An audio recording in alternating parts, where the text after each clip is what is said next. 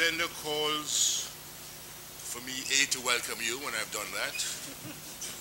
The next item is apologies for absence. And where are those? Chair, we have apologies from Mr. Earl Jarrett, from Ms. Cecile Clayton, from Professor Brian Copeland of the Principal of the St. Augustine campus, and our Minister of Education, Mr. Ruel Reid, who will be represented by the Permanent Secretary, Mr. Dean Roy Bernard, who has indicated to us that he will be running late, and Mrs. Audrey Anderson, one of our Chancellor's nominees, is also going to be running late, but she will be here. Thank you for that. Condolences, our condolence list is very long this morning, and I will read them. Mr. Elvis Reed, final year student. Mr. Peter Dakers, final year MEd. Dr. Hope Anderson, associate lecturer in the Department of Community Health and Psychiatry. Dr. Julia Arizo Gonzalez, retired Spanish lecturer. Mrs. Owen Gloria Francis, retiree from the bursary. Mrs. Hilma Schloss, office attendant. Mr. O'Neill Gordon Smith, final year MA in communication. Mrs. Enid Brown, retired senior librarian. Professor Bishandat Vishnu Prasad, founding director of the ISD.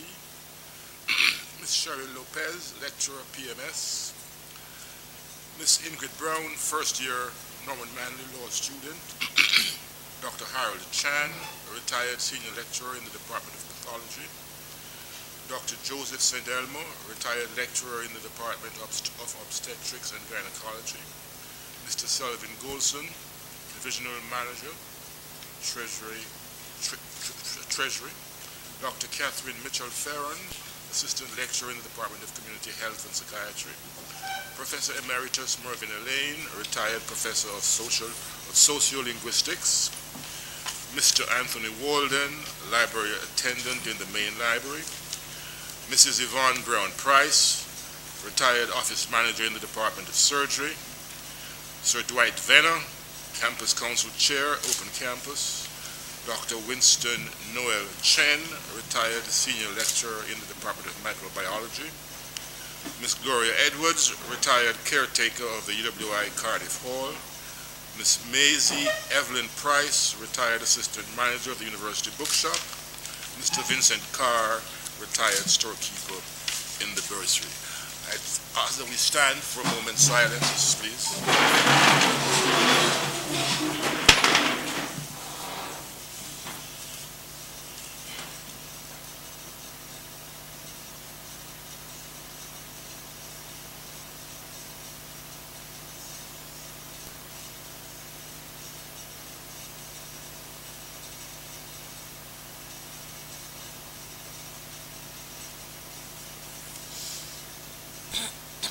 Thank you. Mr. Chairman. Sir. Just one correction. Joseph St. Elmo should be Joseph St. Elmo Hall, similar to your name.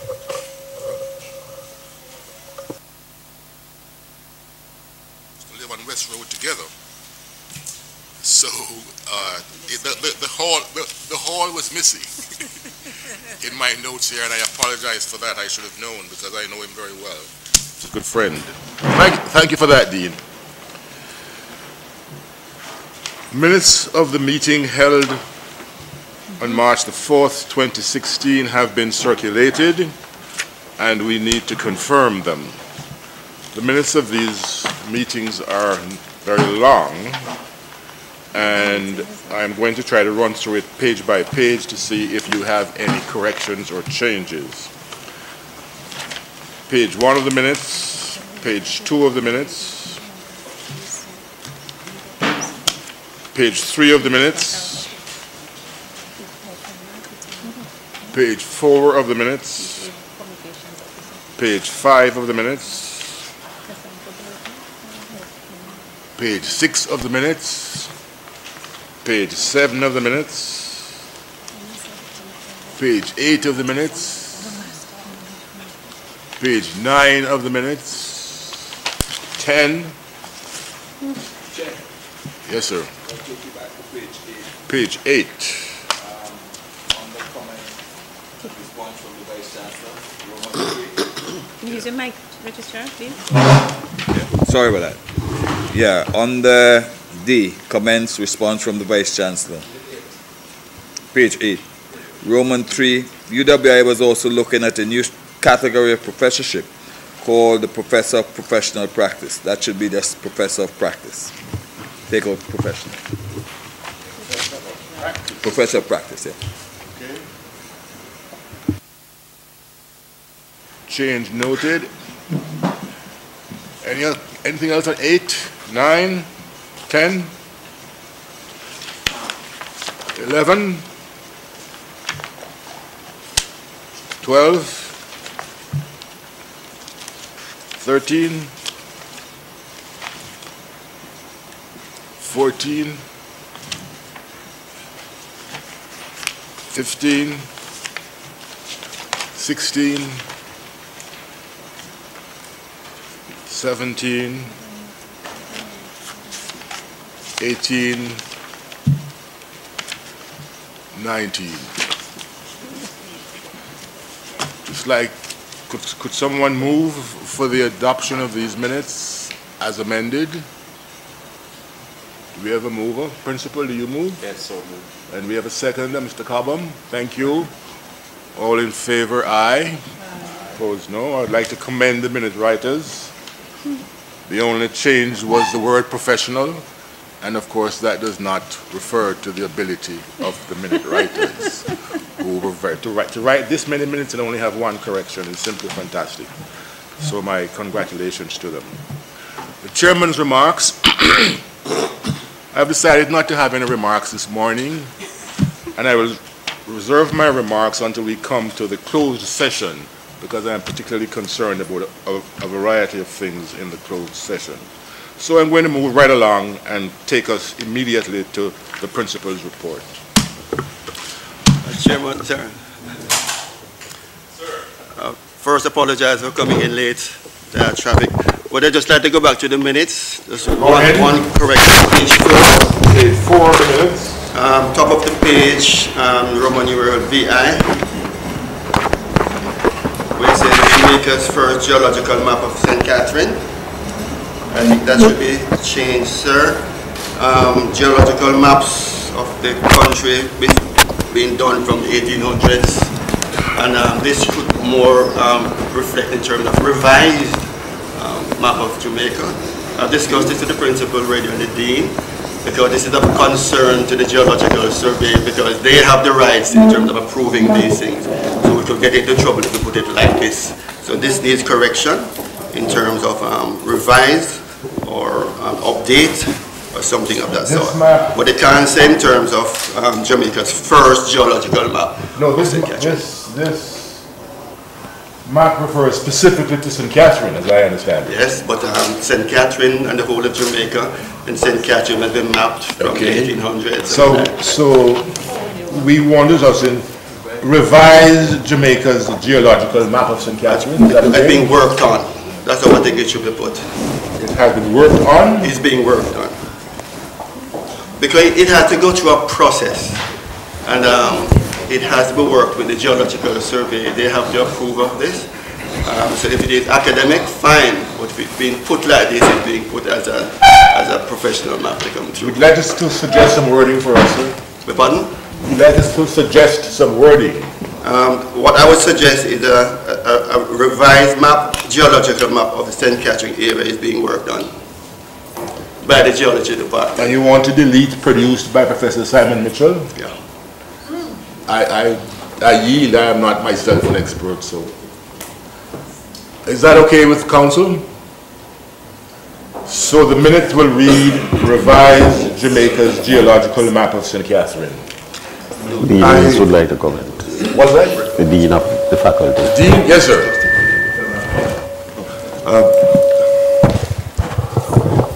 Yes, Chair, I wouldn't want, I understand what Mr. Laiwa is saying, and I went with Professor Mitchell to the Geological Society, and it really should not be the first.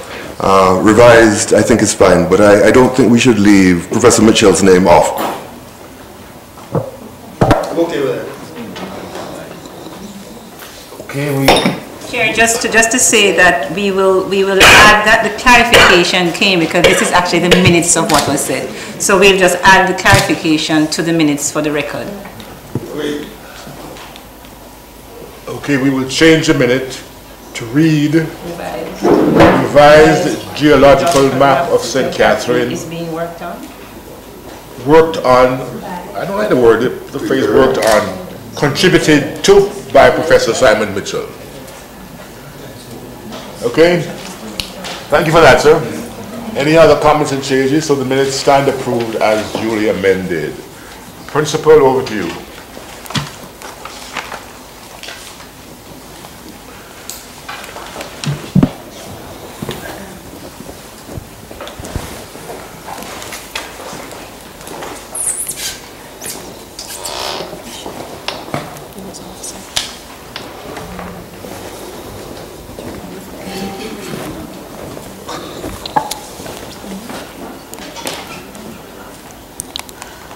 Campus Chair, Vice Chancellor, our Deputy Principal, our Campus Registrar, other members of the MONA Senior Management Team, PVC Weber, our University Registrar, our Acting University Bursar, members of the Chancellor's nominees to Council, members of the academic boards of our sister campuses. I see someone here representing Kayville and Open Campus. We got an apology from the principal of St. Augustine. So special welcome to you. Government representatives, welcome. Other members of the MONA team, ladies and gentlemen, good morning. Good morning. Vice Chancellor, Campus Council Chair, I have entitled my presentation MONA Impacting Communities Towards Development. We are in our 69th year. Next year is our 70th year. And this is where it all started. That is where it all started. Here at MONA, that is the class of 30 medical students attending the first lecture at the University of the West Indies 69 years ago. This is where it all started. MONA and the University of the West Indies has made a tremendous contribution to the development of the human capital of the Caribbean and Jamaica that is indisputable. I need say no more about that, but we have come over these 69 years from here, a wooden building, to this building. This is where we are today. This is a state-of-the-art Faculty of Medical Sciences teaching and research complex. We have had visitors from both sides of the Atlantic, and everybody agrees that this is the best such facility in the world. So that too is indisputable. That's how far we have come. But how did we get here? How did we get here? We pursued a number of initiatives to raise funds. We fostered employee engagement and development. We repeatedly engineered our operational processes through application of information technology to achieve greater efficiency. We took a number of measures to enhance student learning and development, and we undertook research towards nation building. But I take you back to somewhere close to year 2000, when the budget cuts started for the Mona campus. I recall in those days, I was head of the Department of Surgery. And the call came from Professor Hall, the then principal of the Mona campus. The call said, I am pushing a huge boulder up a hill, and it has slipped back a number of meters, and I need help. I need your help. The call went out to my colleagues on the Mona campus to help our principal to ensure that the Mona campus continued to offer Jamaican and Caribbean students a first world education. We all responded. I recall the then Dean of the Faculty of Medical Sciences, Professor Owen Morgan, he called me and he said, Principal, the boulder is heavy. I need your help. And we reached out to other members of the Faculty of Medical Sciences and we helped our principal. He said his instructions were clear. You have to generate $57 million or save $57 million. $57 million in those days, a lot more than you think. It's a lot more than it is today. And our dean said, Archie, I cannot do it. I said, why? He said, I have to cut. I've done everything. And I have to cut 16 members of staff to save $57 million. I cannot do it. So I need you to help me to find a way. And we had a very important committee then operating in the faculty. It's called the Faculty Advisory Committee, which consisted of all the senior members of the faculty, heads of departments, all the professors, and we had a few retirees there to give us advice. And we brainstormed,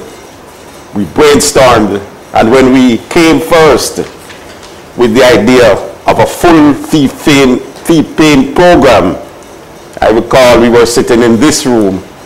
Professor Hall was the principal, sitting somewhere here, and Mr. Falloon was beside him, and they did not want to embarrass me, so they took me outside at the end of the meeting. They said, Principal, what your proposal? Dean, head, I was head. Principal to head, what you're proposing is impossible. First of all, the politicians will not accept it. And secondly, more importantly, your colleagues will never approve it. And I appealed to the principal to give us time. And it took us a long time, but eventually assisted by my mentor, Professor Peter Fletcher, and his good friend, Professor Barry Hanchard.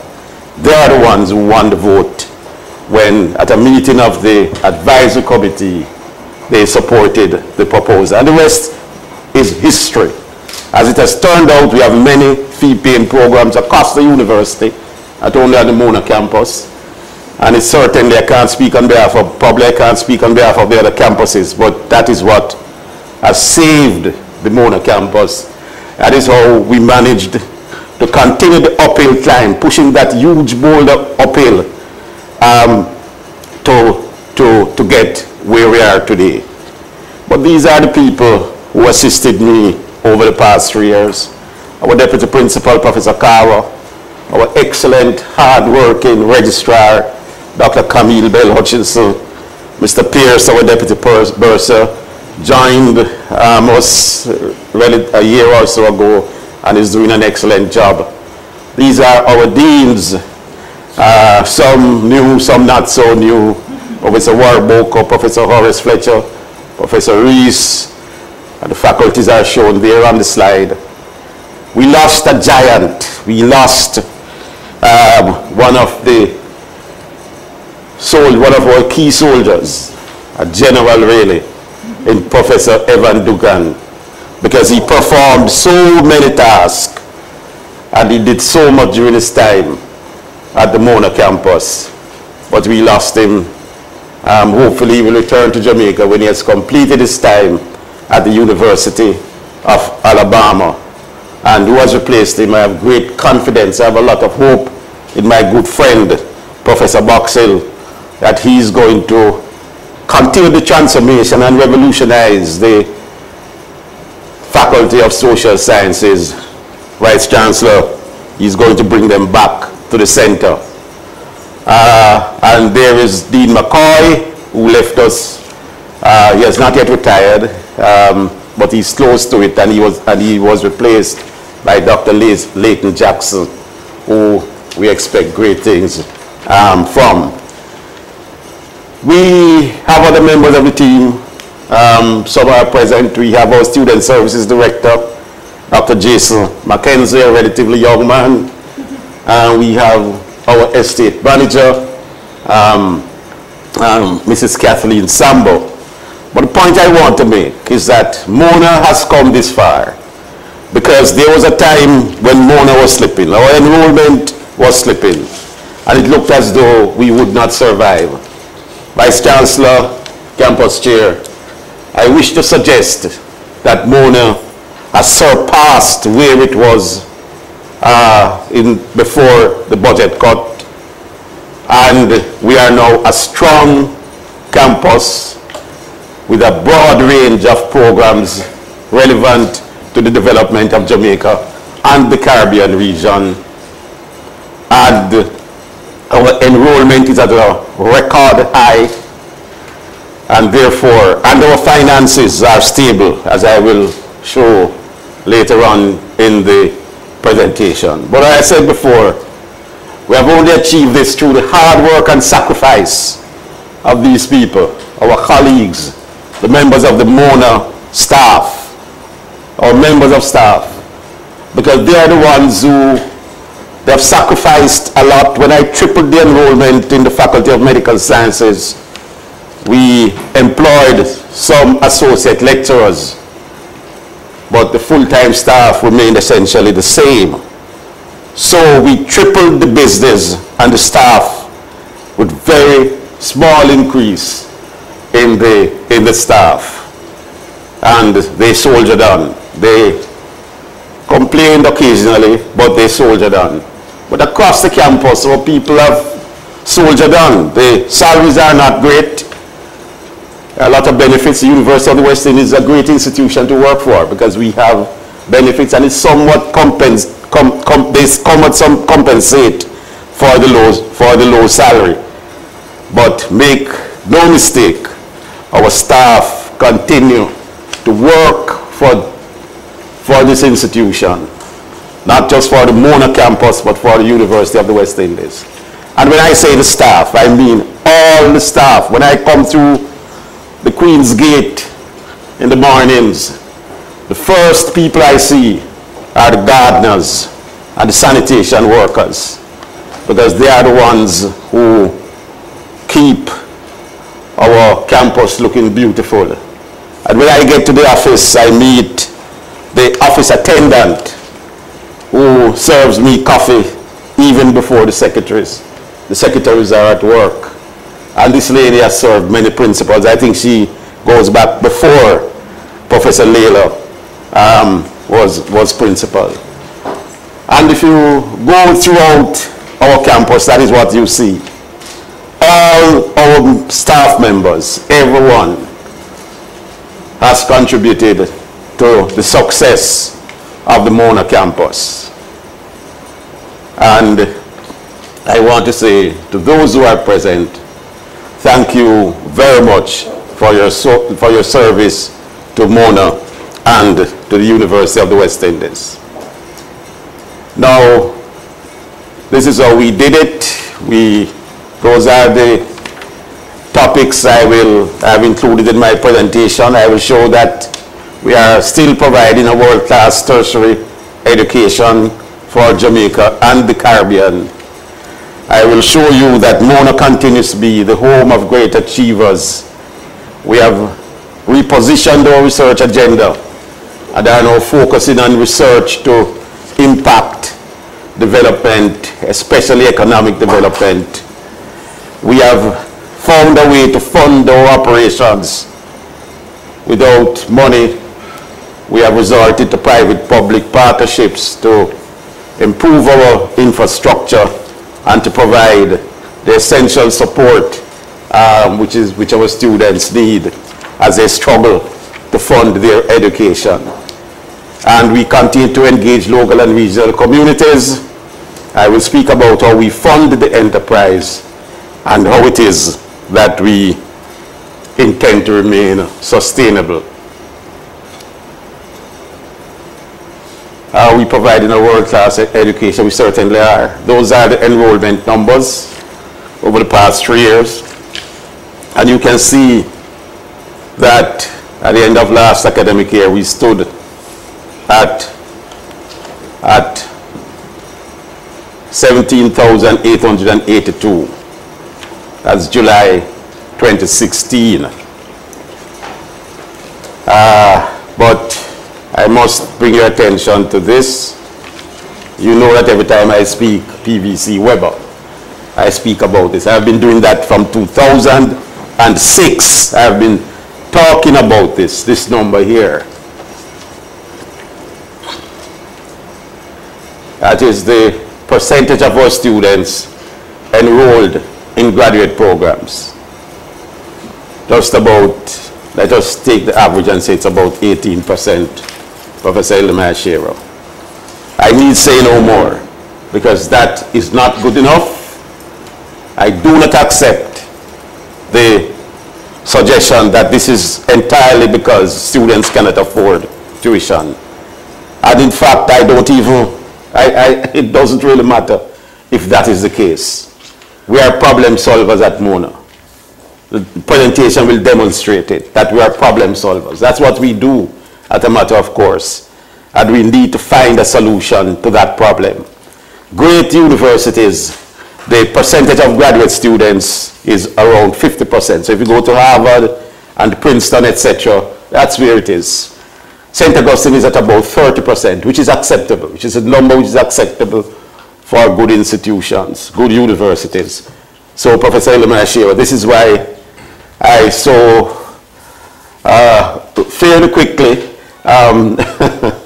got F&GPC to approve the position of Director of Graduate Studies and Research, because you and I, along with our colleague and friend PVC Weber, we have some work to do here at Mona to ensure that the percentage of our students enrolled in graduate programs get up to that 30%. I think we can do it, and we will do it. Right, that is it, shown differently, our enrollment end of last year. The majority of our students are in social sciences and the medical sciences, with science and technology coming up fast in third. This is essentially showing where we are year to date. Year to date, you will see that enrollment now stands at 18,233, which represents a 2% increase over last year. Our male to female ratio, which was at about 4:1 a few years ago, is now at 3:1, so it's moving in the right direction. Still not where we would like to see it. And we have achieved this, I believe, through introducing programs which are more attractive to males. I believe that that is how we have managed to achieve this lowering of the ratio. That's what it looks like graphically. I show the graph because when you look at the graph, it tells the story more clearly. You can see how we have increased enrollment from 16,800 to over 18,000 in 2016. and in the current academic year. And here you will see these are the applications. You will see that the UWI education at the Mona campus remains attractive. Over 14,000, nearly 15,000 applications in 2015-2016, and just under 16,000 applications in 2016-2017, representing a 7% increase.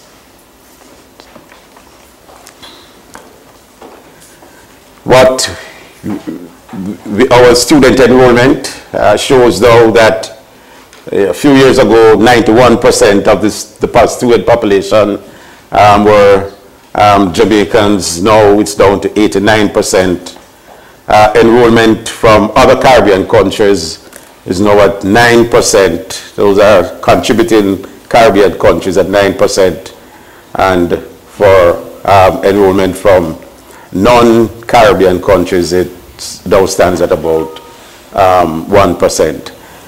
That is an important number, because what we are aiming for over the next 5 years, the next 5 years of the next strategic plan, is to change these numbers to 70-20-30. 70% Jamaican students, 20% from the Caribbean, and 10% international students. Clearly, part of the reason for this is generation of revenues.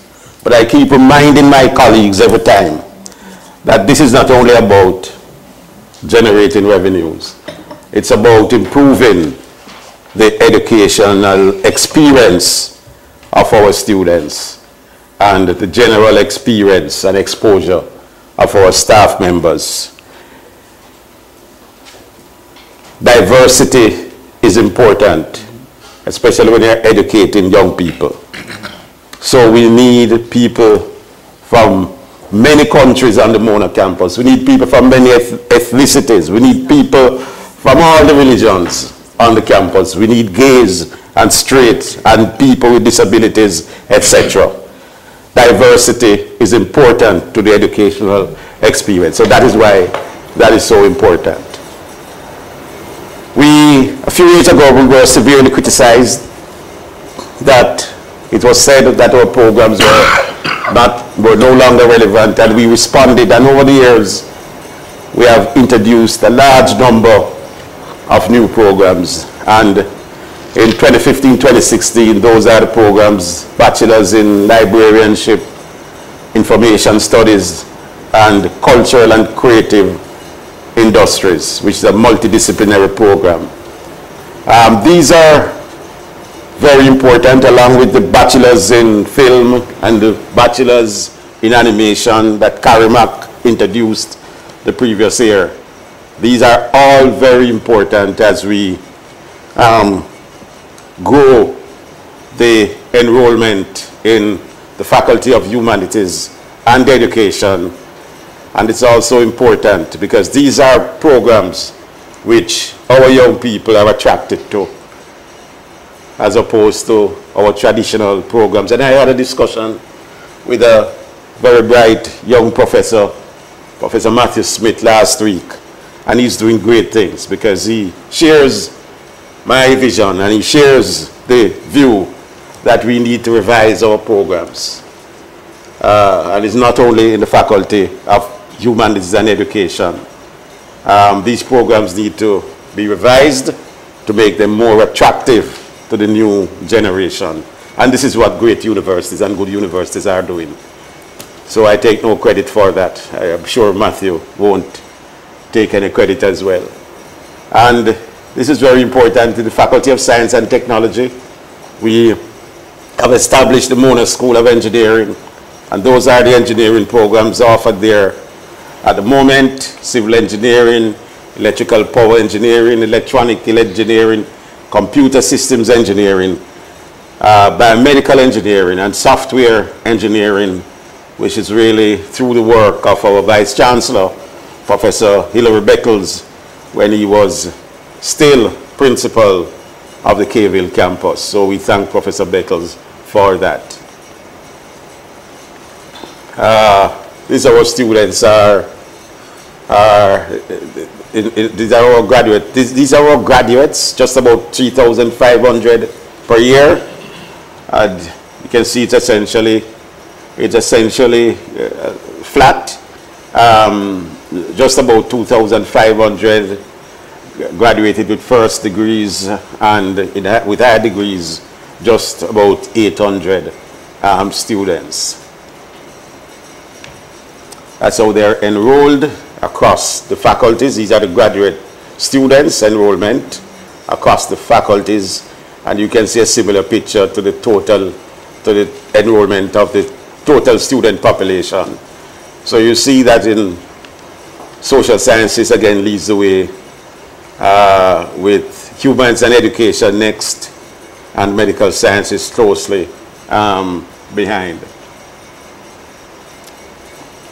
Despite the challenges, we feel it is extremely important to assist our students. And here we are very grateful to CB and Grace Kennedy, one of the major sponsors in what is known as the CB Group UWI 5K, which last year raised $15 million. And this money is used to assist our needy students with scholarships and bursaries, etc. But in addition to that, we provided over $800 million in financial assistance to our student population. You'd be surprised that in addition to tuition and bursaries and hall fees, yes, some of the money is used to purchase meals for our needy students. We feel that despite the cash flow problems which we still encounter from time to time, this program is critical, and we continue to provide this funding because we think it's very, very important that the children of the poor have access to a UWI education. After all, it's the taxpayers' money. It is the money of working people. Let us never forget that. That established and continue to support this great institution.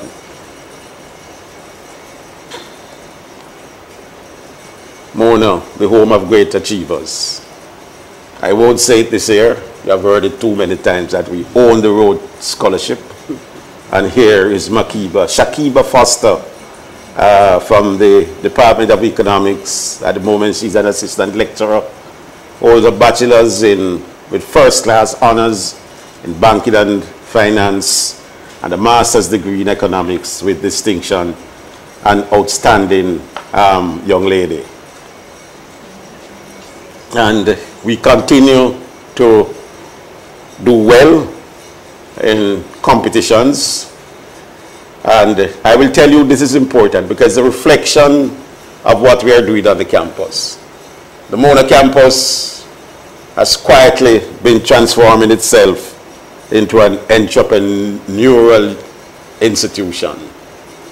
So we have quietly, through our school, our business school, and through our business incubator, we have quietly been achieving great things. We have quietly forming companies. Our students are forming companies, registered limited liability companies, and our students are using innovation to do great things. I will mention the fact that our students, for example, are creating apps in the Faculty of Science and Technology. And a group of 6 young men did a presentation to me, and I was extremely impressed that here, 6 young men out of the Faculty of Science and Technology are really producing apps. And there's an app, for example, that they have developed which really enables, very important for the tourist industry, because people are able to book their flights and book their hotels and check in even before landed at the airport through this app. And I think you all know about Mr. Oswald Smith, who developed a software program which is being utilized as we speak by the public transport system, and where you have an app on your phone and you're able to track all the buses. You know where all the buses in the corporate area are at any point in time. You know how long it takes to get to you, and you know how long it will take you to get to your destination. Those are some of the things our students are doing. Here is a Shane Query. He won that 2016 Vincent Osang UWI Venture competition for his business proposal. And this is really to solve the problem of a lack of access to financing for both individuals and small businesses. And what this does really is essentially to link lenders to borrowers and vice versa. Here is to some undergraduate students who won the best business plan for their final year undergraduate entrepreneurial project. The title is shown there, Herbivores Transnational. And what they propose is to produce cold-pressed virgin coconut oil in Guyana and distribute it in Jamaica. And there are two young ladies who collaborated on a project entitled Surviving the Drought, an irrigation curriculum for Jamaica's small-scale farmers. And you can see that they won first place in the competition, the Young Earth Solutions International Competition. And here again, a team from the Department of Chemistry defeated 11 other international teams to win a chemistry competition put on by the American Chemical Society. And these young men, I'm so proud of them. They placed third in this robotic IEEE International Robotics Competition held in Virginia, USA. I will tell you that they placed third out of 46 universities, and this is after their robot was damaged during transportation. So you can imagine if the robot was not damaged, what they would have done. So congratulations, I'm so proud of these young men.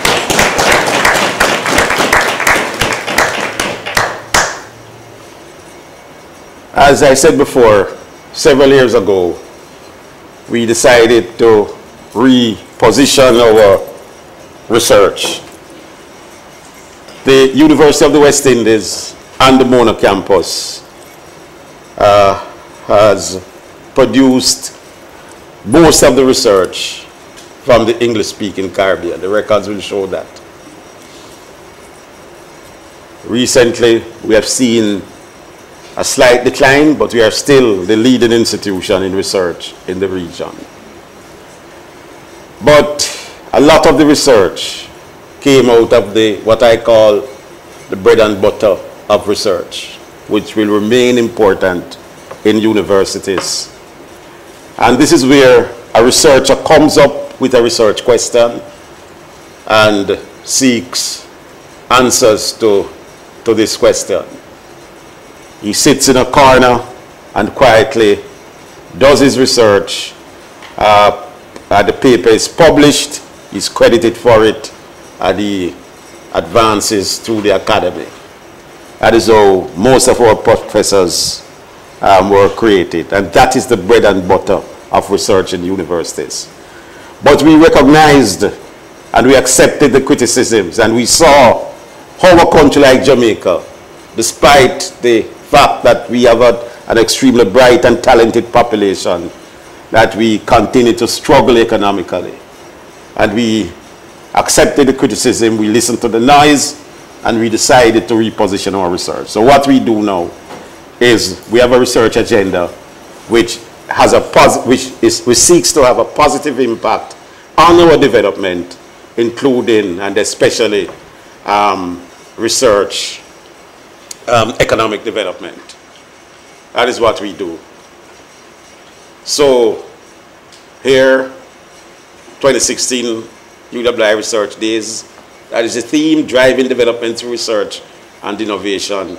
And we had 50 awards to 44 members of faculty at the principal's annual research award ceremony. We are very grateful to UWI. They have supported us from time to time. They are quietly providing financial support. This is in addition to the 800 million.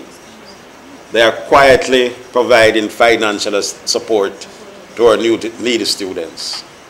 Professor, our campus chair, Professor Marshall, is a member of the board.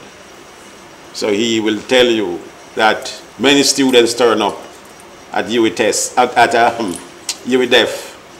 seeking assistance. Sometimes it's to purchase a meal. Sometimes it's support for hall fees. Sometimes it is support for their tuition to help. And we are very grateful to UWI. And from time to time, UWI has even, in times of need, when the cash flow is down and the bursar cannot pay his bills, UWI has assisted us with short-term loans over the past. So we are grateful to UWI for this.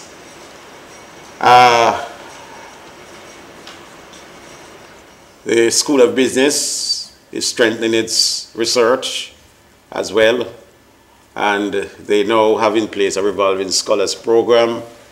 And here is the second participant, which is Dr. David Parker, and the collaboration with Dr. Parker has already resulted in a number of published cases with the University of Cranfield Case Center. It is something which I think is very important here. Our estate management department collaborated with the Faculty of Science and Technology to develop this automated wastewater quality monitoring system. This is operating as we speak, and it enables the managers of the wastewater facility to monitor the quality of the effluent remotely. And there is a possibility that the hotel industry has expressed an interest in this wastewater quality monitoring system. So hopefully this is an opportunity, well, this is an opportunity for commercialization for our campus. Public-private partnerships, a lot has been said about public-private partnerships, but as I said before, this is how we have funded our operations and how we have managed to continue to improve the infrastructure and how we have managed to provide support for our students. Because we know the big things about public-private partnerships. We see the structures. What is not seen are the scholarships and the funding which goes to our students, Madam President, in many of these private-public partnerships written in the agreements. It's not the headline, because the buildings are so beautiful, and it's easy to see buildings, but what is not seen are the other benefits associated with these. And here we collaborated mainly through the efforts of our deputy principal with the Embassy of Japan to raise some money to build a gymnasium to assist with training in gymnastics. And here is a very important project. When I became principal and we started looking at how to correct the financial situation, we recognized that there were three cost drivers, many cost drivers, but the three main cost drivers were energy, as you would expect, somewhat a surprise, water, second, third, security.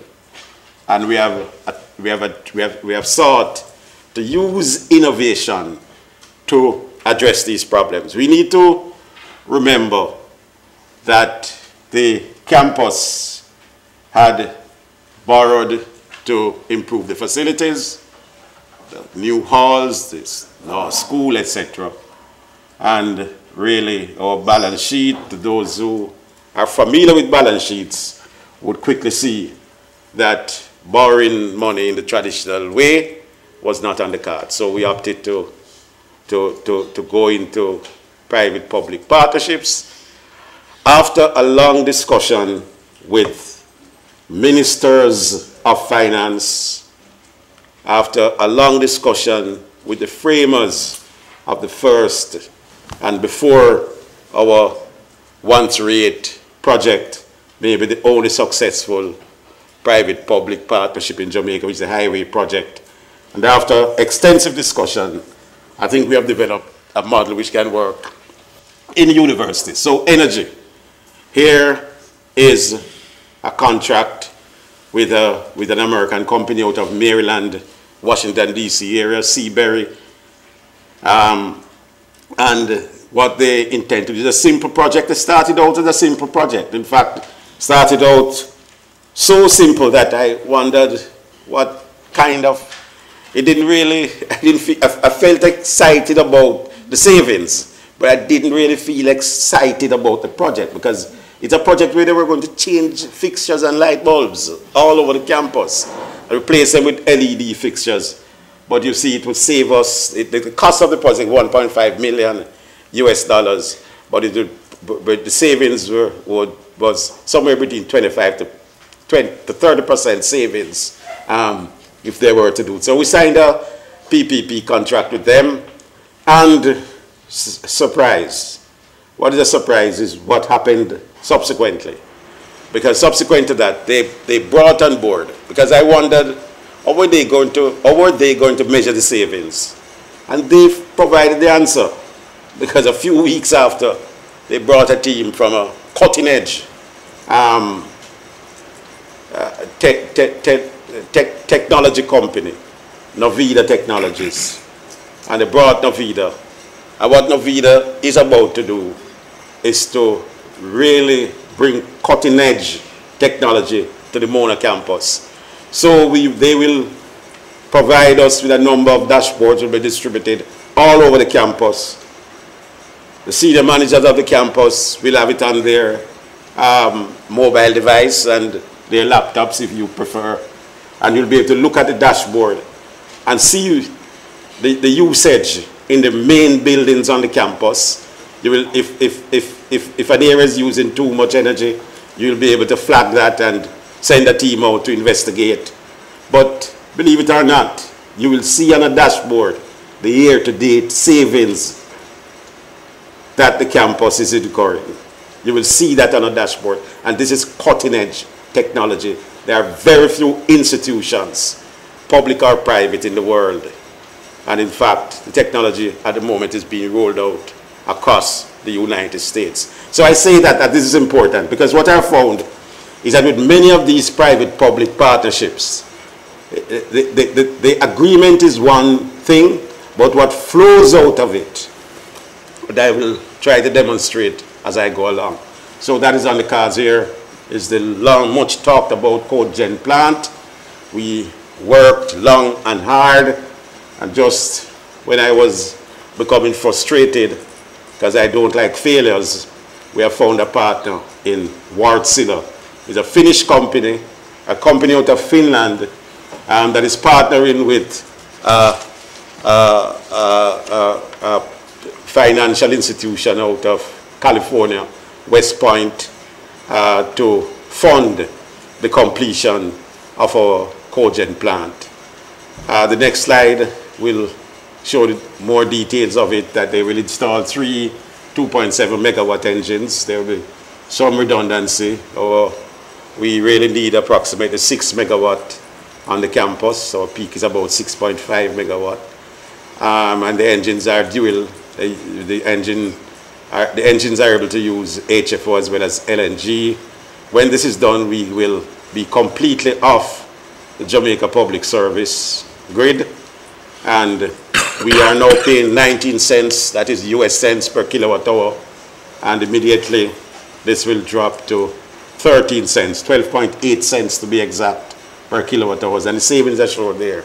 257 million per year, and over 3 years we'll save 773 million. But I said earlier that these projects, we are reaping benefits as we speak. But you need to understand, I made the medical building is not an investment just for today. It is an investment for the future. These projects are not for today. It is good a principal can come to these meetings and talk about it and feel good. But that is not what these are. These, Madam President, these projects are an investment for your generation. That is what these projects are. Because as the years go by, it is your generation that will reap the maximum benefit from these projects. Because if you look at this project, for example, in 3 years, the Wardsilla will train the Mona School of Engineering to take over the management of the plant. The cost to provide, the energy cost, then goes down to about 9 cents per kilowatt hour. But when we have paid off in 15 years, when we have paid off the capex, the capital expenditure, the cost goes down to like 5 to 6 cents per kilowatt hour. So, Madam President, it is that generation that will benefit the most from these projects. And my view is that that is what, for the time that those of you in my generation, that is what you must seek to do. Not just seek benefits for today, but seek benefits which will last and will benefit the generations ahead. Madam President, if we continue along this road, you can use your imagination that as we drive down the cost to operate this campus, which is what we must do, the camp to operate the University of the West Indies is expensive. And we need to drive down the cost. This is how we are going to drive down the cost to operate this campus. And that is how we'll be able, at that time, we'll be able to drive down the cost of all fees and drive down the cost of tuition. That is what we need to do. This is, as you know, this is a project which is dear to my heart, the water project. I said that we are problem solvers, and when I became principal, we got bad press. As you know, across the Caribbean, in Trinidad, there were reports that their students wanted to come home because they weren't able to take a shower and unable to flush toilets, etc. And I came to Buildings and Grounds and said, this is unacceptable. I saw two very young ladies down at Rex filling buckets to take upstairs. And I said, no, this is unacceptable. If you, I said, what are you doing? They said, this is what we have to do to get a shower. And I said, if you were my daughter, I would take you home. And I meant it. And I came back to one of our committees, Buildings and Grounds, and I said, look, we need to find a solution to this problem. They said to harvest rainwater and some other solution. I said, yes, but when there is no rain, there is no water to harvest. And I asked about a well, and I was told, no, that cannot work. I said, how do you know? Because we did that work already, and there is no water. We brought specialists here, and they looked everywhere around the campus, and there is no water. I never accept that. I never accept no. I believe that there is a solution to every problem. So I met a group of persons brought to me by one of my PPP team, Dr. Ronald Robinson, a company called North Star Development out of the United States. And they said, Professor, we can solve that problem. I said, what are you going to do? They said, look, we can't tell you, but we are going to find a hydrologist, one of the best in the world, and that's what he does for a living. And they brought a gentleman, elderly gentleman, called Skip Hogue. And Skip Hogue, this was his first visit to Jamaica. And he laughed when I said, oh, do you know there's water? He said, Professor, I did the research, and I have the evidence in this file. And he said there is water in aquifers all across your campus.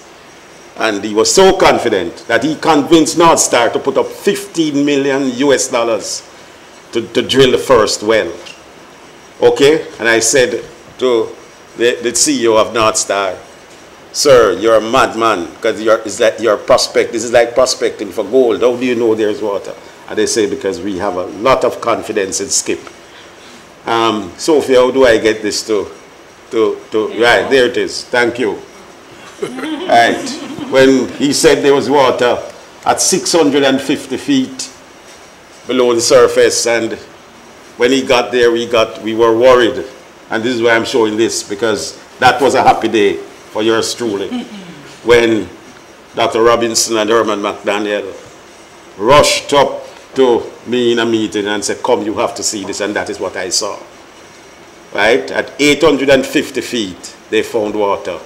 And suffice it to say that we came off the National Water Commission on the 16th of January. So all over this campus, this is the water.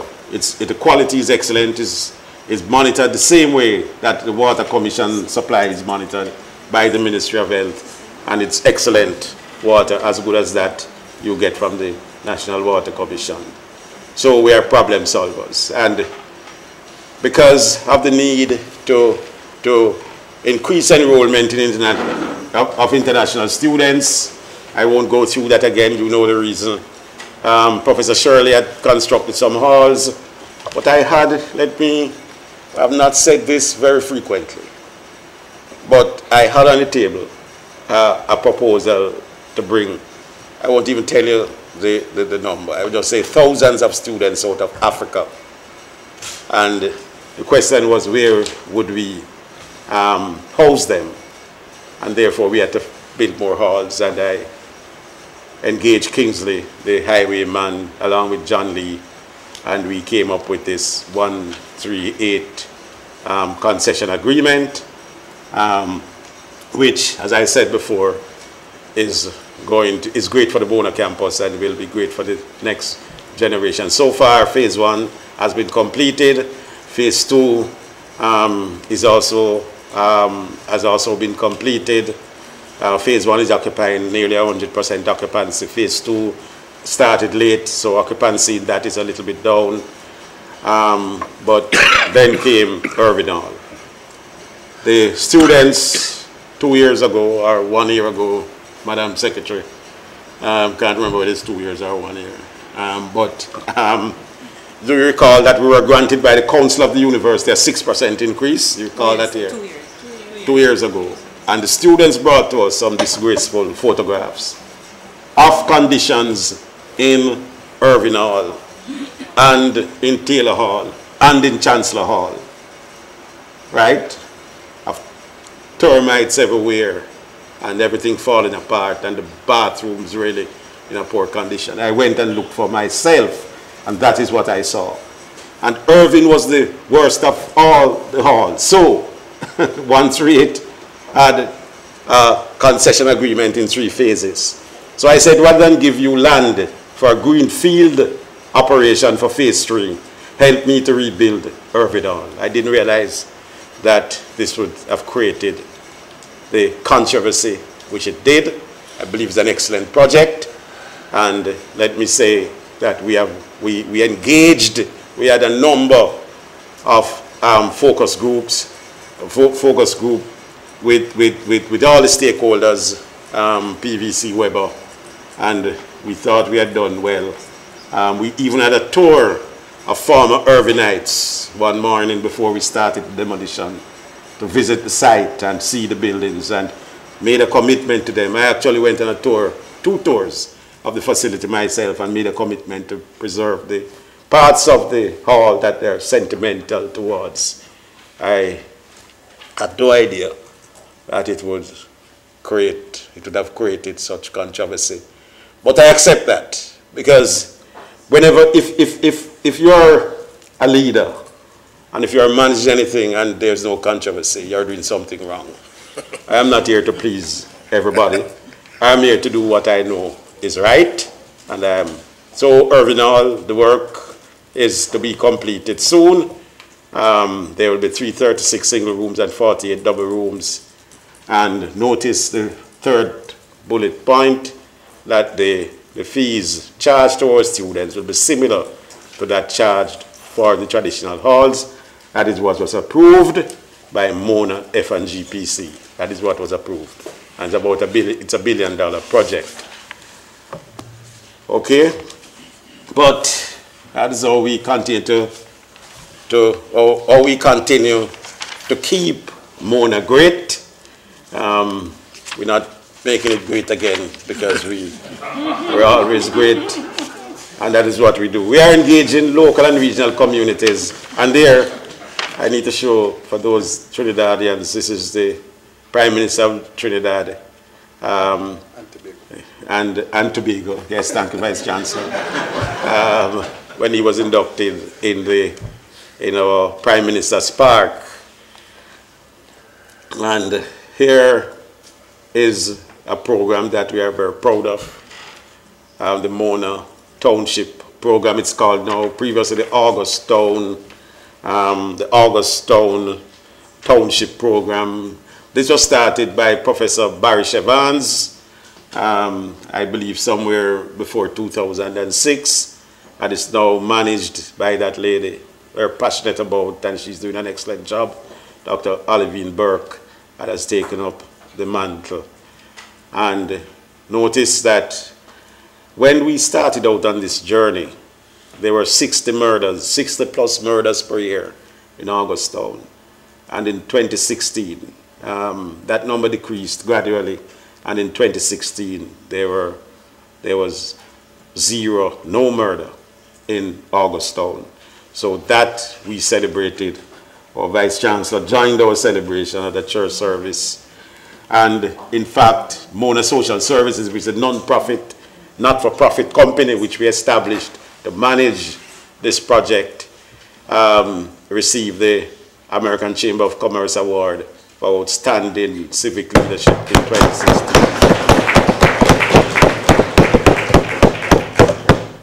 I wanted to speak to Olivine because we,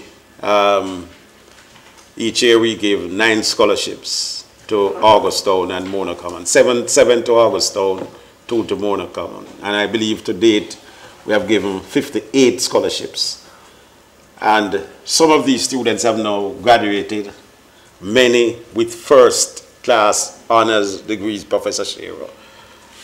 So it demonstrates, it makes a point that give our people the opportunities and they will do the rest. And we have ensured, it's written in the criteria, that the scholarship winners, when they graduate, even before they graduate, have to give back to the community. So they are in the community helping young people with their homework, etc., etc., etc. Okay, so this is something that we are extremely proud of. There are a lot of social work that Dr. Burke and their team are doing in Augustown, helping with with basic gardens for basic schools, etc., etc., replacing zinc fences with concrete and helping the basic schools mainly to upgrade their facilities, etc. A lot of work. I will make the point that now many of our students live in Augustown, and the community is extremely proud of that, which is, I believe, one of the contributing factors to the low murder rate in Augustown now. Because whenever there's an incident, the entire community comes out against it, because that's their bread and butter. That's how they make their money. And they are determined to protect that, so the criminals have to stay away. And another project, the mastermind is here, Professor Ian Boxill, who started what was initially the Augustown Film Festival, and this has now expanded into the UWI Community Film Festival. And Professor Boxill, I believe that 200 is wrong. I believe it's something like 350 graduates we have had from this program. And you can see all over communities, what started out in Augustown has now expanded to communities as far as Montego Bay, and we have some tremendous stories of success and transformation because of this program. We collaborate with international partners as well, and you can see that here we're signing an agreement with the Organization of American States to collaborate and assist the Department of Governance Society to promote governance issues. And the initiative will further seek to recruit partners for the UWI Youth in Governance and Development program.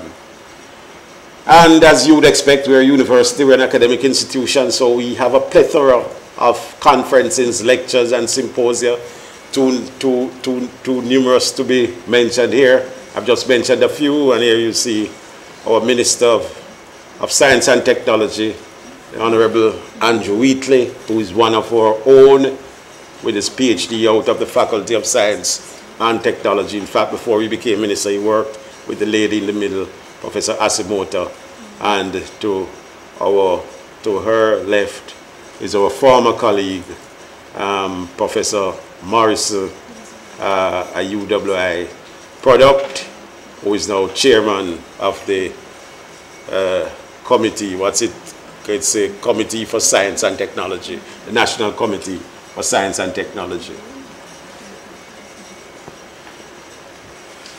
Our members continue to serve, and you can see here all these bodies, our staff serve on these bodies.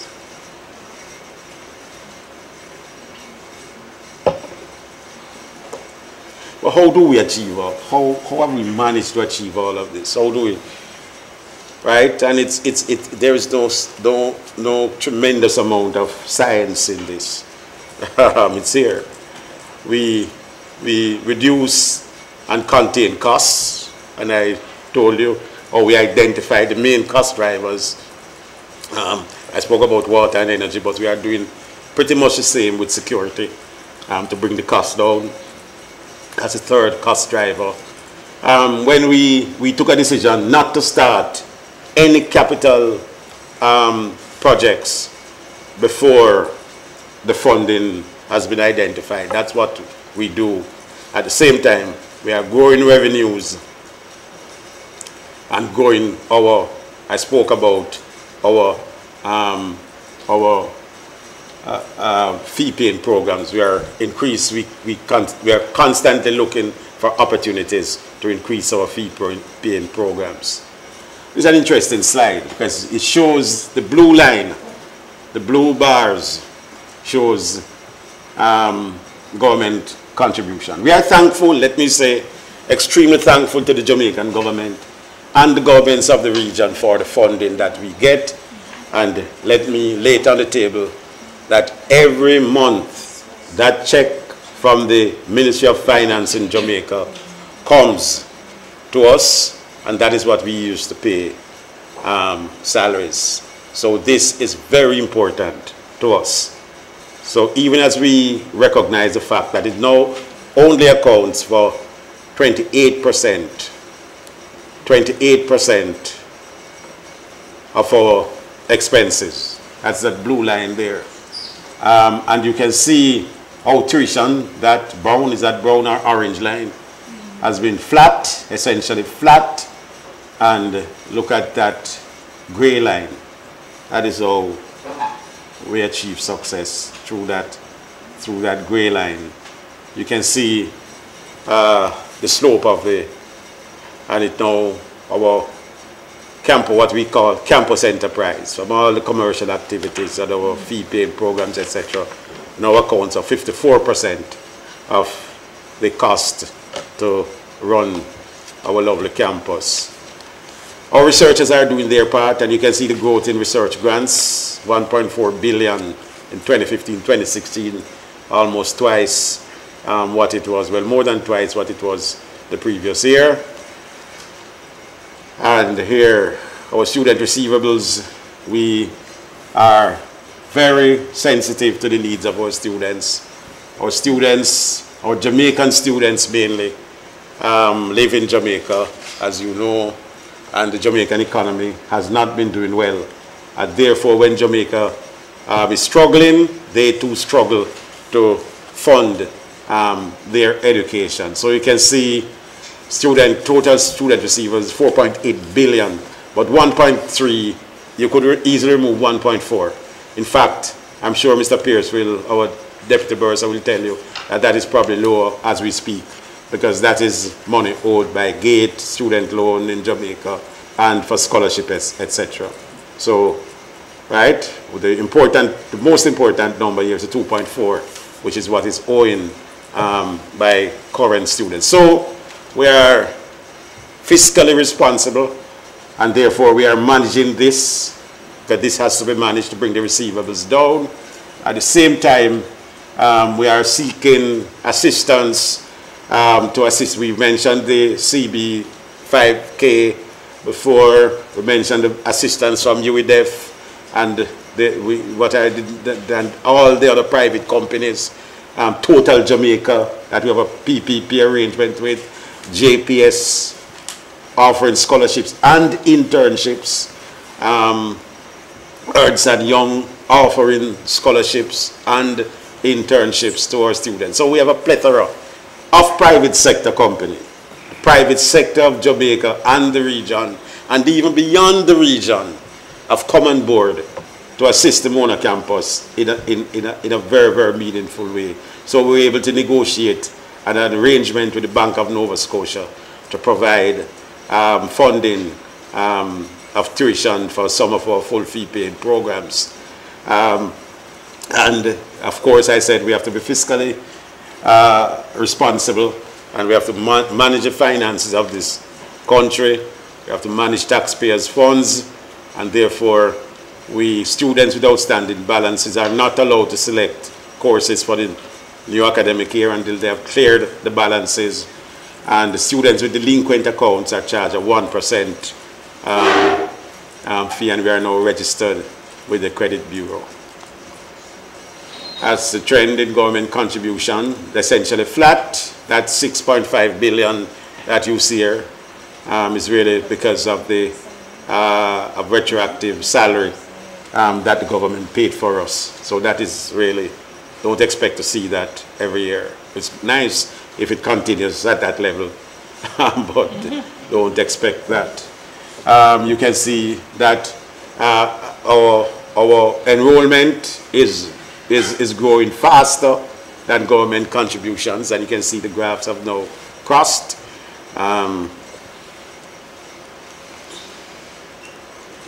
And that is how we have done. Notice that we have converted a loss of just about $500 million into a surplus. Over the past 2 years, we have generated a surplus. You can see that our income has grown faster than our expenditure, and this is what we will continue to do to ensure that we strengthen the financial state of this campus to the point where our students will start feeling the effects of that. That shows it. That gives the same information.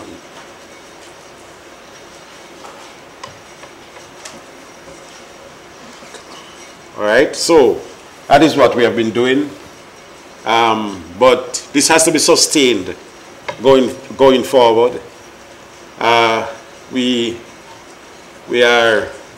The boulder is now close to the summit. We're not quite there, but we continue to push, and there are hands helping us. I feel the hands of our campus chair, who has helped me and helped the people at Mona to push this boulder uphill. I feel the hands of my Vice Chancellor, who has come on board and added strength to our effort. And I feel the hands of our PVCs, who I know are pushing hard. We are pushing this ball, our deans, everybody, all hands on board. This is by no means a one-man effort. So, going forward, we will continue to focus on developing a culture of accountability and fiscal responsibility on this campus. I want to make it clear, it is easy to see buildings. Buildings are there for all to see, and we can boast about private-public partnerships. But important things are taking place without any announcement, and there is nothing to see like that. We are developing a culture of accountability and fiscal responsibility on this campus, and I have the full support of my senior management team, and where we work every day to achieve that. We are about to take on a major advisory role to the government of Jamaica and the Parliament of Jamaica. It is what our Vice Chancellor, this is part of your moving back to the center, Vice Chancellor. I won't say any more about that, but we are working, Professor Shearer, to really do this in a very, very meaningful way, which very soon you will all see. We are determined to work, Vice Chancellor and Campus Chair, with our government and the governments of the region to increase national enrollment in tertiary institutions to 33%. The Vice Chancellor, every time he speaks, he mentions this, that enrollment in tertiary education is, we are the lowest in the Western Hemisphere, and Jamaica is close to the bottom of the pile. Trinidad is higher, Barbados is higher. I think Barbados is even higher than Trinidad. And what we need to do is to get 33% of our population enrolled in tertiary institutions. This clearly the University of the West Indies cannot do alone, and therefore this is why it is so important for us to collaborate.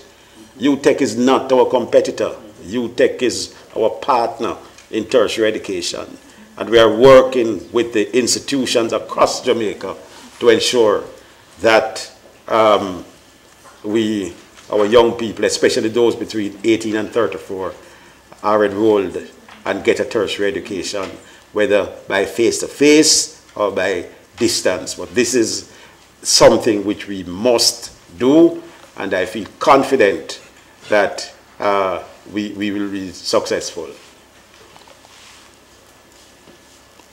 But I said before that we are slowly transforming our operations. We are using innovation to transform this campus into an entrepreneurial enterprise. We have a business incubator, and we have started to turn out private companies quietly from our incubator.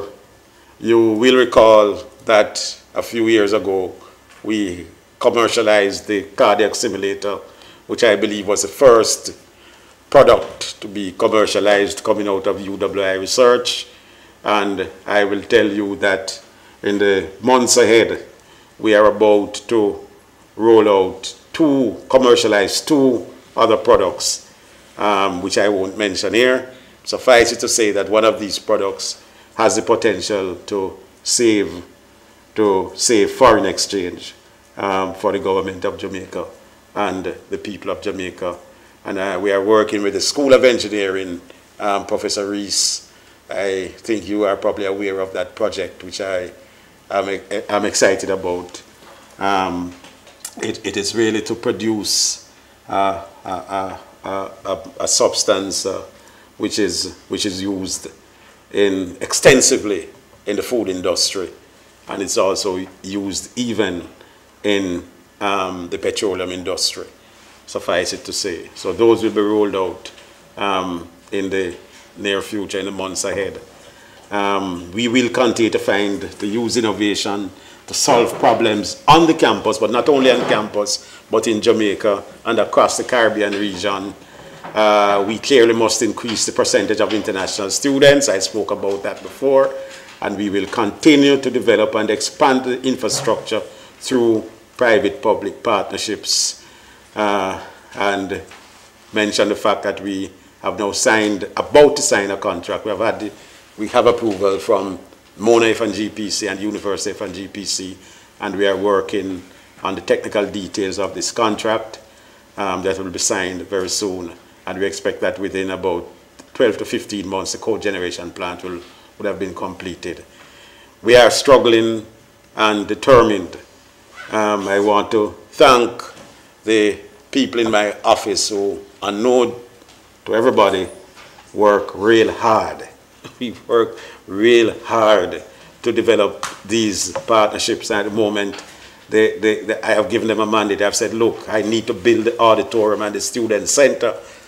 I don't see any proposal yet, nothing on the table. And that's what I say. Until I have something in writing, there is no proposal on the table.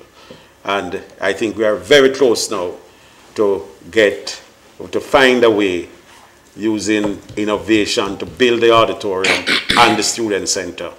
And we are also looking to replace the Mona Vista Lodge with a 150-room hotel.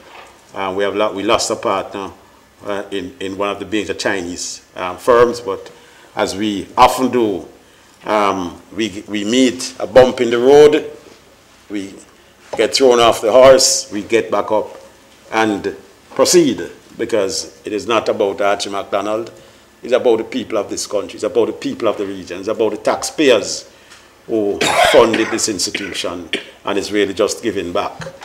So we continue to push the boulder. And I again want to mention and congratulate the University Hospital Board, led by a private sector man, Jimmy Mas Solomon out of Grace Kennedy, along with very young, he's not so young, he looks young, but Mr. Kevin Allen, who is the CEO of the hospital now, and my colleague, a surgeon, a neurosurgeon, Dr. Carl Bruce, who is the medical chief of staff. I mention them because I think they are doing a tremendous job. I've been working with the University of the Hospital, as you know. I'm a surgeon by training. All my life I've worked with this institution. And it is the first time that at last I'm seeing a light at the end of the tunnel, and it's not a train coming. It is that, because we are determined to expand the University Hospital to something in the region of 1,000 beds. And we have now a plan to change the configuration of the ring road that has been approved. Professor Weber, unfortunately, I'm going to have to demolish some buildings again. But those are old buildings, thankfully. I don't believe it will get the same kind, it will build the same kind of controversy that Irving Hall did. And construction on the new hospital will begin before the end of the first half of this year.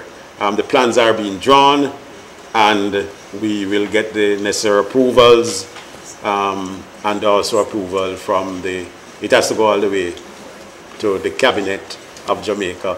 But we are working with the Minister of Health on this, and I'm pretty certain that we'll get the necessary approval so we can start construction. And we still have on the cards to complete the expansion of the Western Jamaica campus. We again lost a Chinese partner, but we are seeking an investor to help us to develop the Western Jamaica campus, develop those two properties at Hartmont and Barnet. And ladies and gentlemen, I'm near the end of my presentation.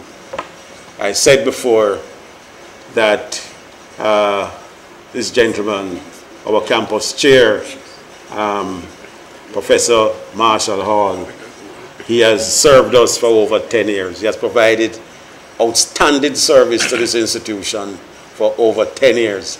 And I want to formally thank him. I think he has now decided that enough is enough, and he wants to step aside. There is a process, as you know, to replace him. We have someone on the cards, but that has to, a recommendation has to go from the Mona campus to the Vice Chancellor, who then takes it to the University Council for approval. So clearly, and especially since I have not had a full discussion with the person that we would like to recommend. But let me thank you, sir. Thank you personally.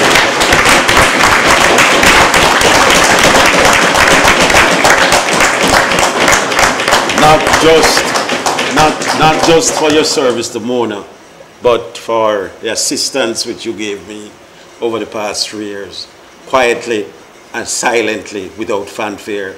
I want to personally thank you for helping me through some difficult moments. Thank you.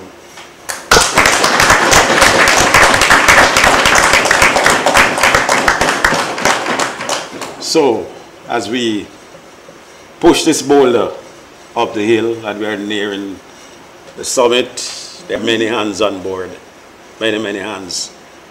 But I see, and the scouts have reported, that there are other boulders being pushed up the hill. On the other side, Kville is pushing a boulder. On another side, St. Augustine is pushing a boulder. And the new kids on the block are also pushing a boulder. They're a little down the slope, but they are pushing anyway. And I believe, Vice Chancellor, that we are close to getting to the top of the hill, where our 4 great campuses will meet, and we will then be 4 campuses in a magnificent University of the West Indies. That, colleagues, is my vision of the one university. 4 great campuses with a great Vice Chancellor, coordinating our efforts, making sure that we do not compromise on quality, and being the face of the university, especially when it comes to negotiating with governments, local, regional, and international. That is my vision, Vice Chancellor, for the one UWI. Thank you very much.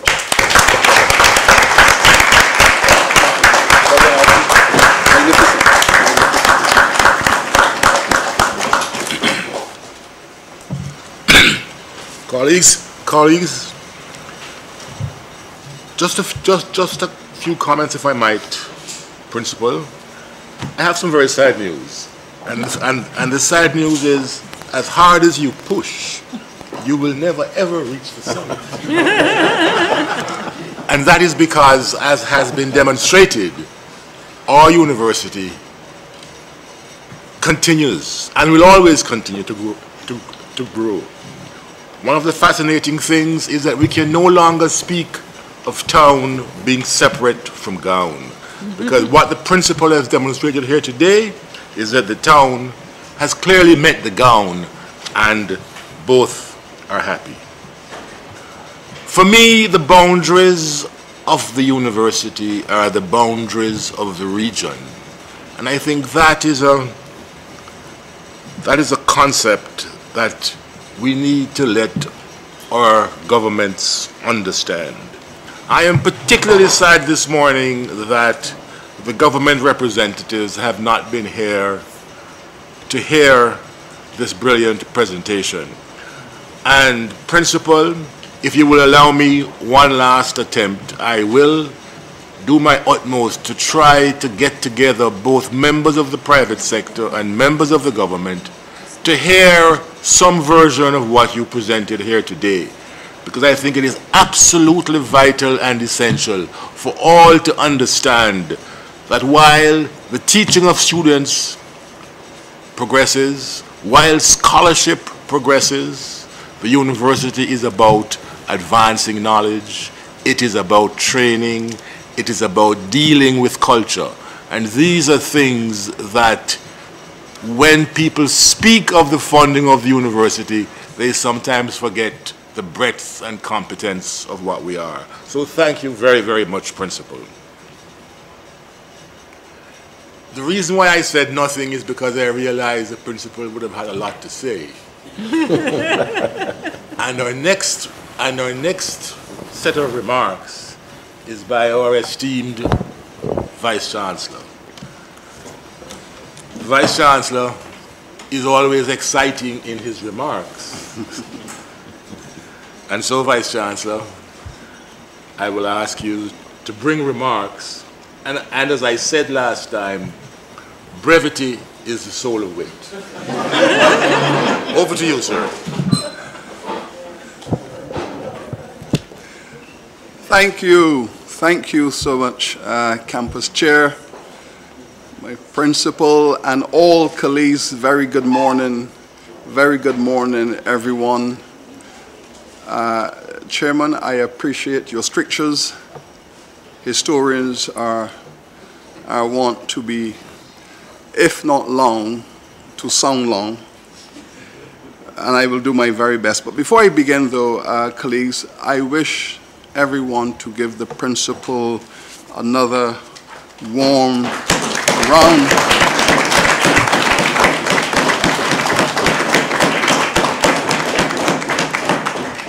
He and his team, a brilliant presentation, an excellent year in review.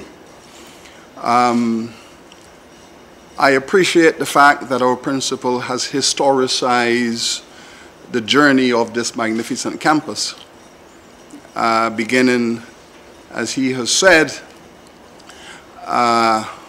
in 1948, but the principal would know that I would wish to go back to the days when this campus was a slave plantation, and he would wish me to make reference to the fact that in 1832, there were 206 enslaved Africans working on this property, together with another 278 next door at Papine Estate, a grand total of 484, who became the core of the people who established Augustown. And Augustown is what it is, a celebration of August 1st. The people who were emancipated on August 1st and went next door to have a place of their own where they could begin their journey to justice and freedom. So as we celebrate Mona and we celebrate Augustown, Principal, the way in which you have articulated these two projects, and you gave thanks to Barisha Vance and Professor Boxall for bringing the history back into the present, that Augustown project is a magnificent project because it speaks to what the chairman describes as the integration of the people, the town and the gown on a common journey. But you did not dwell there. You moved into the present and in the future. And what you have given us is a trajectory for this campus and this university which we will all celebrate. This is one of the finest university campuses in the world. It is a campus that has gone through tremendous stress over the years. I know of this stress because I was a part of it. I started my academic journey on this campus at the tender age of 24. I know this campus. And not only am I a part of it, but I am a product of it. So, Principal, I feel very closely all of the things you have said. You know, the medics would tell us that we are what we eat, but I would add one step further and say we probably are where we eat. And I wouldn't wish the chairman to misunderstand me. But this is my ancestral home, and I feel very closely what you have said. I wish to celebrate also your team, your deans, your registrars, your bursars, your heads, your directors, the president of the guild, your executive team for the work that they have done in this year. This environment of managing a first-class university in a recessionary economy is not an easy task. You know, when I travel around the world, my colleagues in other very distinguished universities will say to me, Vice Chancellor, how are you guys in the Caribbean able to maintain a first-class competitive global university in such an economy that hasn't had systemic growth for 30 years? How do you all do that? And my answer is always instinctive: good leadership, collective responsibility, and really focus leaders, tremendous focus.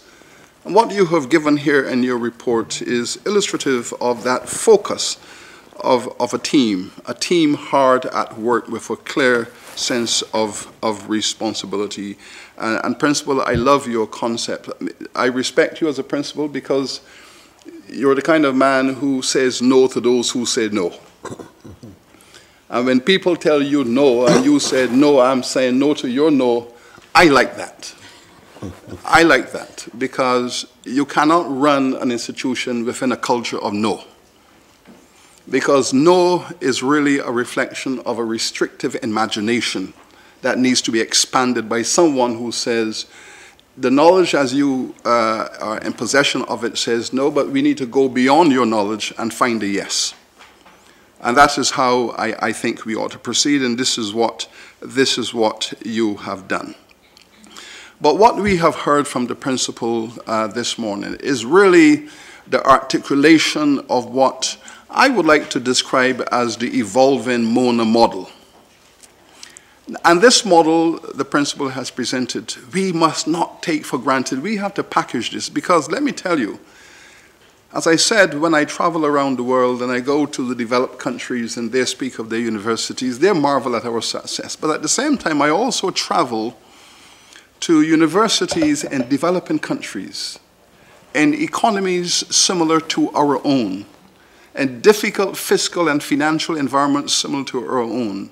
And our sister universities in those countries are not doing very well in many instances.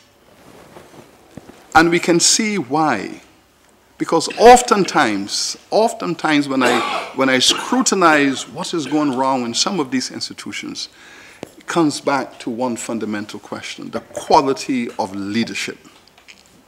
The quality of leadership and the capacity of colleagues in those universities to band together as a team and not only vision the future, but work hard towards it. Sacrifice, and work hard towards it. And these are the foundation principles of the MONA model. Now, I know of this model because in my years as principal of KFL campus towards the end, I tried to develop the foundations of this model, and therefore I know of the hard work involved. What Principal MacDonald has done is to take these fundamentals and fashion them into a highly advanced and developed agenda. And this is why I say from time to time, and I said it here last year when he reported, it gives me tremendous pleasure to say that MONA is back. And I know that MONA is back because I know what has happened. And MONA is back. I'm also happy to report that MONA is also back to its status this year as the largest campus in terms of student enrollment.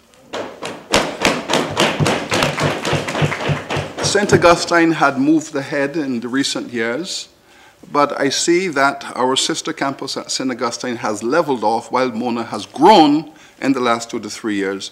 I know MONA is now slightly ahead, back to its historic status as the largest of our campuses, which brings with it a tremendous set of responsibility, not only the history, but also the status. It brings a status that has responsibility. The rolling out of this model in all of its elements is very important. Critical, as you have heard from the principal, is the PPP strategy that is a direct response to cash flow problems within our campuses. And the principal has become the master at this. I made some notes here while the principal was speaking that at some point in the near future, I will invite him to present this strategy to all of the other principals, the committee of principals, which meets from time to time, and I'm going to invite the Principal MacDonald to present the core of this PPP strategy to the other campuses.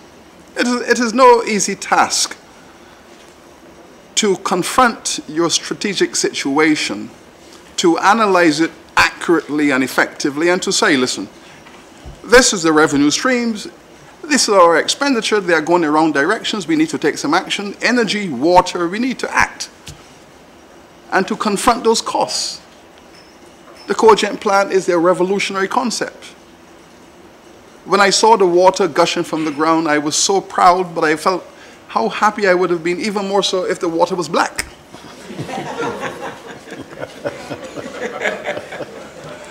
you can imagine if the water was black, then, you know, and that would come, we would have solved not only, we would solve Jamaica's problems, and, but I'm going to urge the principal to keep drilling. because there has to be something beyond the water.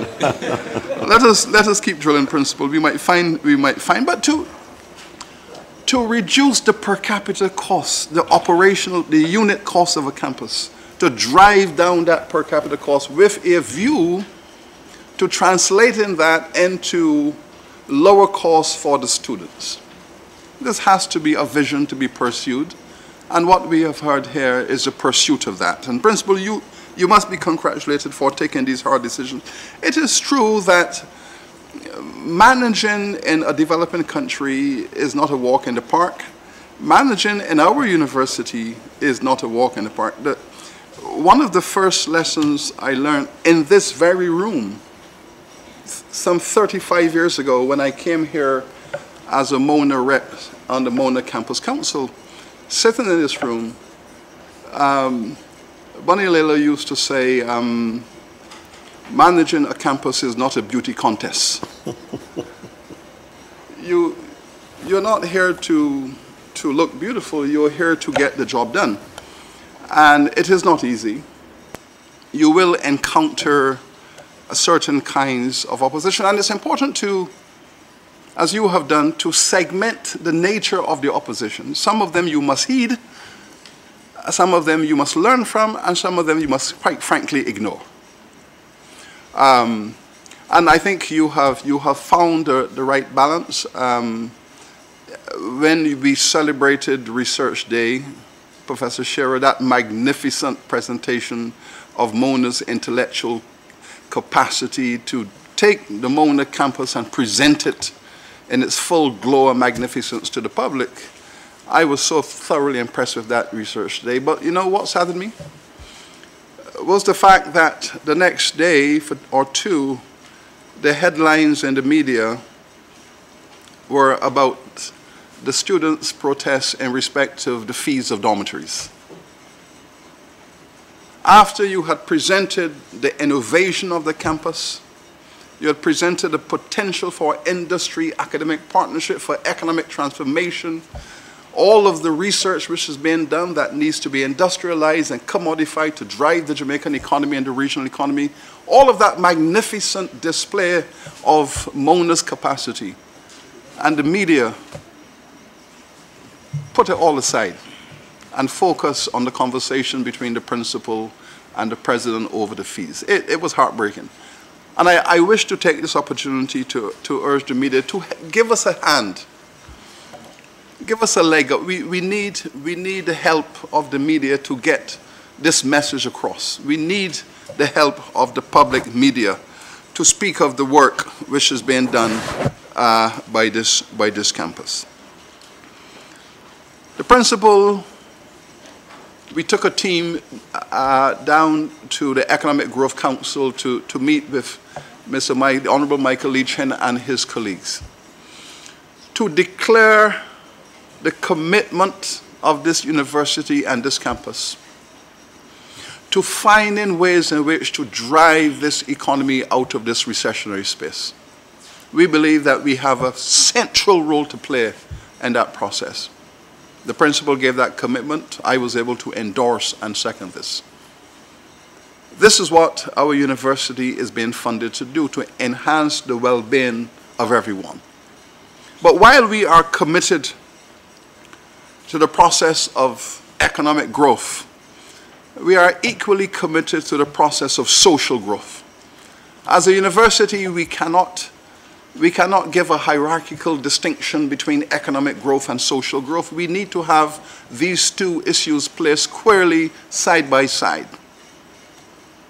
We need to eradicate illiteracy. We need to give everyone an opportunity at higher education. The principal has spoken about the children of the poor. The majority of our citizens are still living in poverty. All of those persons are citizens who deserve an equal crack at the opportunity of a university. These are the things that are called social growth, because while we all want to live in an economy that is growing, We also want to live in a society that is also growing in its sophistication, in its quality, its commitment to life and to living. We also want to see our societies growing in their cultural sophistication.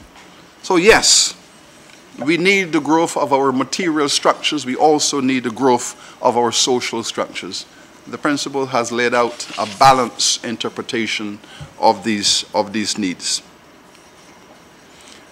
The relevance of this campus cannot be made any clearer than we have heard here this morning. To imagine the future of this great country without this campus in its dynamic form is impossible. And what the principal has done is to say that notwithstanding the reduction in the public investments in this campus, it will continue to grow. When we examine the numbers and we see that the government of Jamaica is now contributing less than 30% to the operational costs of the Mona campus,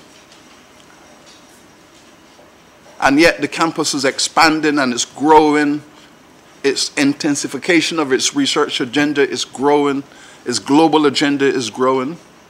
Why is that? It is because the leadership is entrepreneurial, driving a self-sustained campus, and a campus that one day, as you have heard, one day with all of these important investments for now, for the future, the Mona campus will be strengthened even in a very difficult circumstance. And this is what good campus leadership is all about. Securing the future in a difficult present. Because the role of the principal is not to have an electoral cycle, is to work with his colleagues on the campus and other campuses to sustain this institution into the future. This is our principal remit, and to make sure that we continue to serve our people the best way we can. Principal, I think what you are leveraging not only the commitment of your management team, but there is something called the Mona pedigree, which is a global brand. And this is the asset which you are leveraging. And it is an important asset all over the world. The people in academia are aware of Mona's historic legacy as an intellectual center in the modern world, which is now being leveraged and being sustained. This is what we are doing. Never to lose sight of that. My final comment, Mr. Chairman, relates to the role of Mona within the overall strategic plan of the University of the West Indies.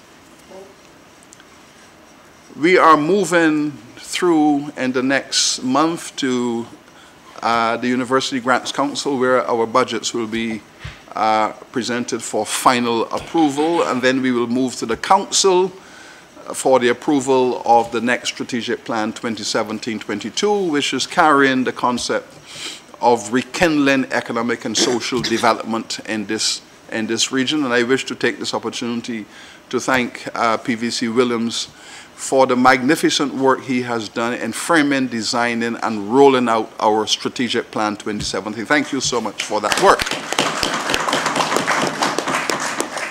And Mona's location within that plan is on the vanguard. Mona will be required now, as our oldest and largest campus, to drive the one UWI development. This is the responsibility of that history has given to the Mona campus. This is the responsibility that the demographics have given to the Mona campus, to be on the vanguard and to lead. To lead especially on conversations that are difficult. To help us to minimize the divisions that exist within our university system, help us to find greater coherence. The role of big size and largeness has to be generosity. It has to be generosity and responsibility.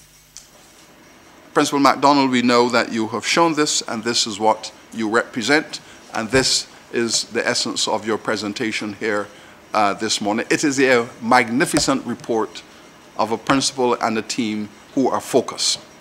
Thank you, and thank your colleagues. And allow me to end by also expressing our collective gratitude and my own gratitude to Chairman Hall.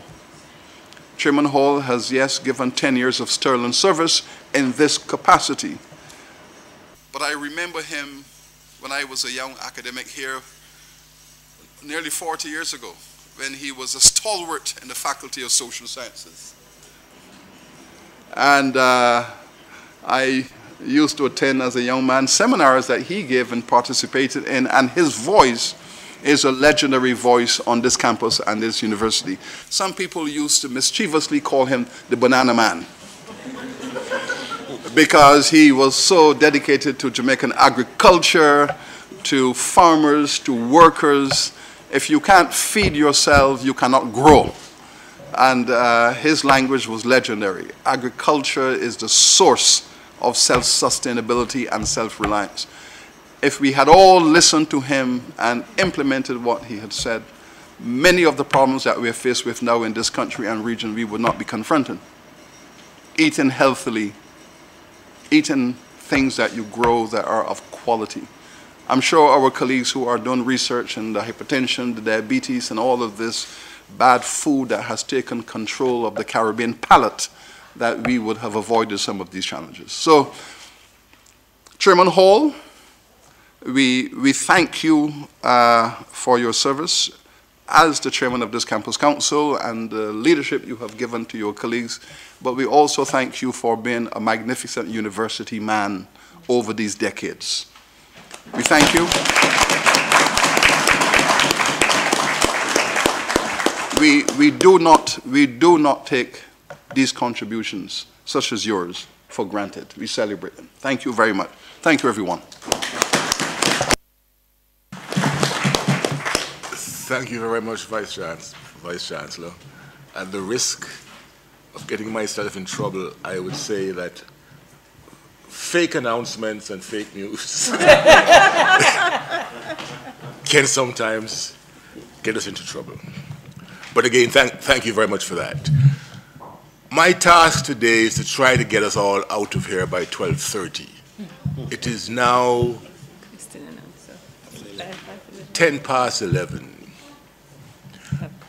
We have questions and answers, and we have a break. And all of that must be done by 25 past 11. So I'm going to turn the floor over to questions, and the questions first. Thank you very much, Mr. Chairman Carl Dawson, ACTI, and perhaps it's more of a comment. I really must say that I was extremely encouraged, as the entire report, as has been said, was an excellent one. And when I saw the goal from a UWI campus of enrollment in tertiary education in the region, not just moving forward your own institution, that was extremely heartening as well, because the membership of ACTI is quite on board with that. And we trust that there will be more and more partnerships. I see the decline in the offering of lower level certificates, associate degrees, which within a regional system perhaps ought to be handled somewhere else. And I consider that to be very encouraging as well. And I must say that one of the initiatives that the ACTI membership as a whole is seeking to pursue is a single regional tertiary education conference. And I think that a presentation, or the germs of the presentation made today, I think would be an excellent one to be presented in a forum such as that, so that all institutions can see what is the way forward, because the reliance on government contribution will not be able to sustain the organization. So the solution may not be the same, but the idea of driving down operational costs is at the heart. The idea of generating revenue and becoming more entrepreneurial. And so, Principal, if we are able, or when we are able to pull that conference off, I look forward to extending an invitation to you to come and make a presentation in that regard, because I believe the region's institutions will be better off for it. Again, thank you very much. Thank you for that.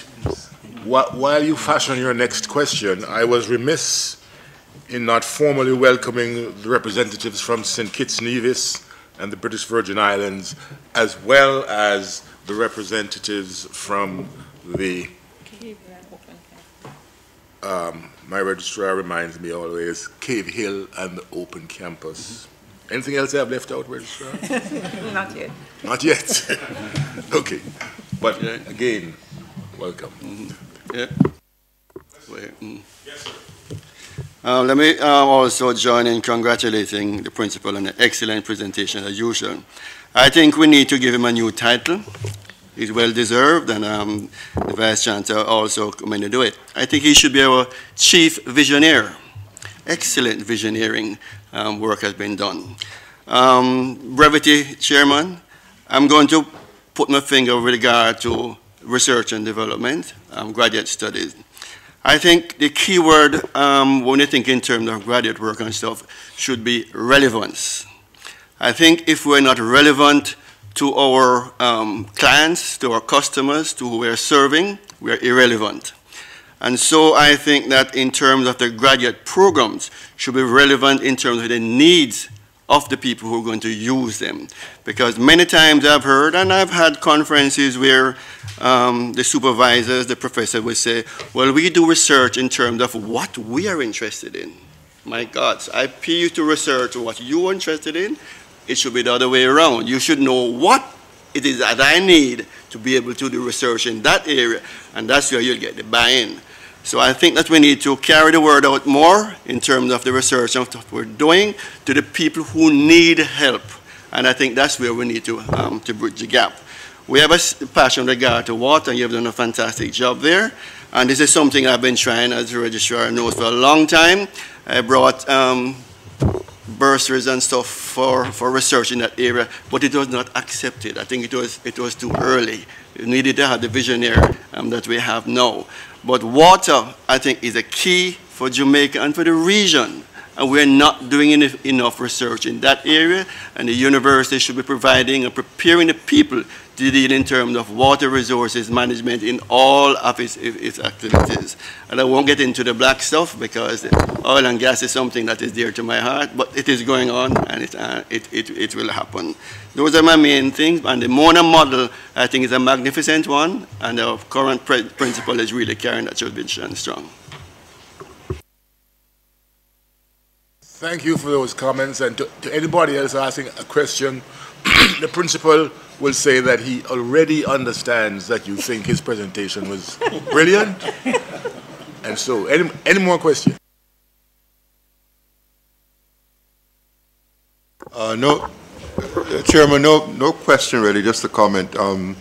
You mentioned your intention of trying to draw together some members or senior members of the private and perhaps public to expose to them some of what we have heard today. I just wish we could get to the point where the university's resources are considered whenever there's the prospect of a major project. Very recently, I had the experience of speaking to some people from outside of Jamaica who are looking at establishing a major tourism project here. And they thought of, well, who's going to do the project planning and so on for us and the project document? And I said, well, why don't we approach the university? And the local partners, they thought it was a good idea. The local partners said, oh, no way. Total waste of time. I haven't given up that fight as yet, but I'm just saying to you that that is a hurdle that I think we need to overcome. We certainly will continue pushing up the hill, and we think we can get both the private sector and the government to fully appreciate the depth and breadth and competence of our great institution. There being no more questions, any other questions? We'll just take a brief 10-minute break. Thank you.